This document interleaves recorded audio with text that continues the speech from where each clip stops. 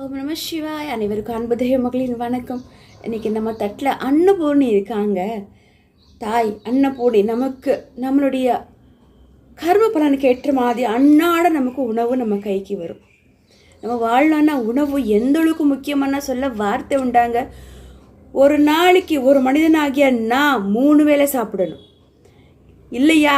குறைஞ்சது 2 வேளையாவது பகவான் நமக்கு அன்னபாலிக்கணும். அதுவும் முடியலையா, ஒரு நாளைக்கு ஒரு முறையாவது அன்னபூர்ணி நம்ம கைக்கு தேடி வரணும். காசியில் மாதா அன்னபூர்ணேஸ்வரி அம்மா கிட்டதான் சிவபெருமான் அன்னம் வாங்கிதான் எல்லாருக்கும் படையளிக்கிறாங்கன்றது நம்மளுடைய முன்னோர்கள் நமக்காக சொல்லி கொடுத்துருக்காங்க, சொல்லியிருப்பாங்க. அப்பப்போ கதைகளில் சொல்லியிருப்பாங்க. இது உண்மை தாங்க. நீங்கள் காசிக்கு போய் பாருங்களேன், மாதா அன்னபூர்ணேஸ்வரி அம்மா ஆலயத்தில் காசி விஸ்வநாதரை பார்த்துட்டு நம்ம அன்னபூர்ணேஸ்வரி அம்மாவை நம்ம பார்க்க போகிறோம். பக்கத்தில் தான் இருக்கோம். அன்னபூர்ணியானது அன்னம் அங்கே செஞ்சு கொண்டே இருப்பாங்க, வந்தவங்களுக்கெல்லாம் போட்டுக்கொண்டே இருப்பாங்க. அன்னபூர்ணி மடிச்சியில் அவ்வளோ அழகாக இருக்குங்க. நமக்கு ஒரு நாளுமே காசியில் தாங்க சாப்பாடு வருது. ஒரு நாளுமே காசியில் இருந்து தான் நமக்கு சாப்பாடே வருது. சாப்பாடு அன்னபூர்ணி, மகாலட்சுமி, அஷ்டலக்ஷ்மி, துர்கா, லக்ஷ்மி, சரஸ்வதி அம்பிகையாக நாம் அன்னபூர்ணியை மனசார பிரார்த்தனை பண்ணி நம்ம கைக்கு வரக்கூடிய சாப்பாடானது அமிர்தமாக நாம் நினச்சி உடனே சாப்பிடக்கூடாது. அமிர்தமாக நாம் நினச்சி இந்த உலகத்தில் இருக்கிற அனைத்து ஜீவராசிகளுக்கும் சாப்பாடு கிடைக்கட்டும் தாயே அன்னு சொல்லி மனதார சிவபெருமான வேண்டிதான் நம்ம அன்னம் எடுத்துக்கணும். பிறகு சில பேர் அன்னம் கையில் வச்சுக்கொண்டு பேசிக்கொண்டே இருப்பாங்க, பேசிக்கொண்டே சாப்பிடுவாங்க. வெட்டி நியாயம், அந்த நியாயம், இந்த நியாயம். அப்படி பண்ணாதீங்க. இப்போ நான் பேசுகிறேன்னா அம்மா உத்தரப்படி நமக்கு இந்த வாக்கை நான் கொடுத்துக்கிட்டு இருக்கேன். இது பிரசாதம் எனக்கு கை தேடி வந்திருக்கு. இன்னைக்கு இந்த சொற்பொழிவானது, இந்த ஒரு விஷயமானது இந்த உலகத்துக்கு கொடுமான்னு சொல்லியிருக்காங்க. அதான் நான் கொடுத்து கொண்டிருக்கிறேன். மாதா அன்னபூர்ணி நம்ம கைக்கு வந்ததுக்கப்புறம் நாம் சாப்பிடும்போது பொதுவாக நம்ம எல்லாம் உட்காந்து சாப்பிட்டு கொண்டே பேசிக்கொண்டே சாப்பிடுவோம், இல்லை டிவி பார்த்துக்கொண்டே சாப்பிடுவோம் இல்லைங்களா? இல்லை இப்போல்லாம் செல்லு பார்த்துக்கொண்டே சாப்பிடுவோம். அப்படியெல்லாம் பண்ணலாமா? ரொம்ப தப்புங்க, ரொம்ப பாவ செயல். சாப்பிடன்னு உட்காந்து சாப்பிட்டுக்கு அப்புறம் தான் நீங்கள் அதெல்லாம் பண்ணணும். ஏனென்றால் சாப்பாட்டுக்கு உண்டான மரியாதை, இந்த சாப்பாடுக்காக எத்தனை பேர் உழைச்சிருப்பாங்க? சும்மாவா? எத்தனை பேர் உழைச்சிருப்பாங்க? சிலிண்டரு, கேஸ், அன்னம் விதை வெளிச்சி எல்லாம் எத்தனை உழைப்பு இருக்குங்க. நம்ம கைக்கெல்லாம் சாதாரணம் வந்துட போகிறது கிடையாது.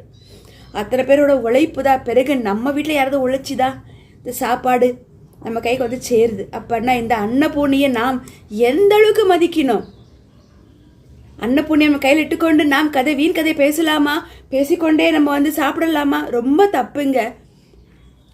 எவர் ஒருத்தர் அன்னபூர்ணி கையில் வச்சுக்கொண்டு வெட்டி நியாயம் பேசிக்கொண்டோ இல்லை டிவி பார்வைகளை பார்த்துக்கொண்டோ பிறகு செல்லை நோண்டிக்கொண்டே யார் சாப்பிட்றாங்களோ, முக்கியமாக பேசிக்கொண்டே சாப்பிட்றாங்களோ, அவங்களுக்கு எதிர்காலத்தில் அன்னக்குறையும் வரலாம், லக்ஷ்மி குறையும் வரலாம். அஷ்டலக்ஷ்மி தானே, அஷ்டலக்ஷ்மி இருந்தால் தான் நாம் வாழ முடியும். இல்லைன்னா வாழ்க்கையே வேஸ்ட் இல்லைங்களா? எவர் ஒரு அன்னத்தை மதிக்காமல் வேஸ்ட் பண்ணுறதோ இல்லை அன்னத்தை பேசிக்கொண்டே சாப்பிட்றதோ, இப்படி எவர் ஒருத்தர் பண்ணுறாங்களோ, இப்போ வேணா காலங்கள் நல்லா இருக்கலாம், ஆனால் எதிர்காலம் அன்னத்துக்கே பஞ்சம் வந்துடும். பிறகு செல்வத்துக்கு பஞ்சம் வருங்க. இதுதான் உண்மை, இதுதான் நீதி. அன்னத்தை நாம் அவ்வளோ மதிக்கணும். செல்வக்குறன் வரலாமா? அன்னக்குறை வரலாமா? தாயே அம்மா, இந்த உலகத்தில் எல்லா மக்களும் எந்த தவறு செஞ்சிருந்தாலும் அவங்கள மன்னித்து எல்லாருக்கும், வாயில்லா ஜீவனுக்கும் 30 தேவிகளும் 3 தேவர்களாய் நமக்கு நீங்கள் அன்னம் கொடுக்கணும்.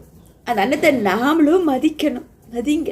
அன்னபூர்ணி தாயே எப்பொழுதும் இந்த உலகத்தில் அனைவருக்கும் அன்னம் கொடுத்தாயே, நல்ல சாப்பாடு கொடுமா, எல்லாரும் நல்லா இருக்கணும், நல்லவங்களா இருக்கணும். தாயே என் கை தேடி வரணுமே. பாருங்கள், இன்னைக்கு நம்ம கைக்கு அன்னம் எங்கேருந்தோ யாரோ சமைச்சு யாரோ பண்ணி நமக்கு பிரசாதமாக இன்னைக்கு வந்திருக்கு. இன்னைக்கு எனக்கு என் தாய் கொடுத்தது, என் அப்பன் ஈசன் கொடுத்தது. என் தாய் தந்தைக்கு கோடானு கோடி நன்றி. அம்மா மாதா அன்னபூர்ணேஸ்வரியே உனக்கு கோடானு கோடி நன்றி. என்னை தேடி வந்தாயா? இந்த உலகத்தில் இருக்கிற அனைத்து ஜீவராசிகளுக்கும் சாப்பாடு கிடைக்கட்டும், நல்ல உணவு கிடைக்கட்டும், எல்லாரும் நல்லா இருக்கணும். நாய், பூனை, மாடு இவங்களுக்கெல்லாம் நல்ல சாப்பாடு கொடுங்க. மனிதர்களுக்கும் கொடுங்க. வாய்ப்பு இருந்தால் ரோட்டோரமாக தண்ணி கிண்ணி வைங்க. யாராவது வாயில்லா ஜீவன் குடிச்சிட்டு வாழ்ந்துட்டு போகும். தண்ணி கூட கிடைக்காம சில ஜீவன்கள் பட்னி சாவுதுங்க. இதெல்லாம் பண்ணாதீங்க. தண்ணியாவது வைங்க. நல்ல தண்ணி சுத்தமாக வையுங்க. ஓம் நம சிவாய. பகவானே நப்பனீசனே, மாதா அன்னபுனிஷி தாயாரே, காசியில் இருக்கக்கூடிய மாதா அன்னபுனிஷன் அம்மன் தாயே, என் அப்பனீசனே உனக்கு கொடான கோடி நன்றி. அஷ்டலக்ஷ்மியாக வந்தாயா தாயே, எப்பொழுதும் உனக்கு நான் கொடுக்க வேண்டிய மரியாதை என் உசுர் போகிற வெள்ளி கொடுத்து கொண்டே இருப்பேன் தாய். எல்லா ஜீவராசிகளுக்கும் சாப்பாடு கிடைக்கட்டும். ஓம் நம சிவாய. மாதா அன்னபுரீஸ்வரர் அம்மன் தாயே போற்றி. அஷ்டலக்ஷ்மி தாயாரே போற்றி போற்றி. லக்ஷ்மி நாராயணரே போற்றி போற்றி. ஓம் நம சிவாய. வாழ்க நாதன் தாழ் வாழ்க. இமைப்பொழுது என் நெஞ்சில் நீகாதான் தாழ் வாழ்க. அம்மா தாயே, எம் குலசாமியே துணை. குலசாமி இல்லாமல் நம்ம வாழ்க்கையில் ஏதாவது நடக்குமா? அவர் முடிவு பண்ணாதான் இந்த அன்னமே நம்ம கைக்கு வரும். எம் குலசாமிக்கு அன்பு தேவமகளின் கோடான கோடி நன்றி நன்றி நன்றி. முருகா, வெற்றிவேல் முருகா சுவாமி.